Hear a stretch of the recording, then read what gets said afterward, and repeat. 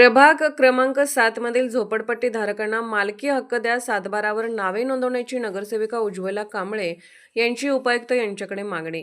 मिरज शहरातील प्रभाग क्रमांक 7 मधील झोपडपट्टी धारकांना मालकी हक्क मिळावा आणि त्यांच्या नावाची नोंद सातबारा उतार्यावर करण्यात यावी अशी मागणी नगरसेविका उज्ज्वलाताई कांबळे यांनी केली आहे. या संदर्भात त्यांनी मिरज महानगरपालिकेच्या उपायुक्त स्मृती पाटील यांना निवेदन दिले. या निवेदनात प्रभागातील झोपडपट्टी धारकांना सिटी सर्व्हे सातबारा उतार्यावर त्यांची नावे नोंदवून मालकी हक्क द्यावा यासाठी विशेष समिती नेमावी अशी मागणी करण्यात आली आहे. विशेषतः वॉर्ड क्रमांक 7 मधील रमामाता कॉलनी येथील 101 कुटुंबांना तातडीने सिटी सर्व्हेमध्ये नोंद करून त्यांना अधिकृत मालकी हक्क द्यावा असेही नमूद करण्यात आले. तसेच उर्वरित भागामध्ये अजूनही अनेक कुटुंबे मालकी हक्कापासून वंचित आहेत. त्यामुळे त्या भागासाठी नवीन एजन्सीची लवकरात लवकर नेमणूक करून सर्व पात्र लाभार्थ्यांची नोंदणी पूर्ण करण्यात यावी अशी मागणी करण्यात आली आहे.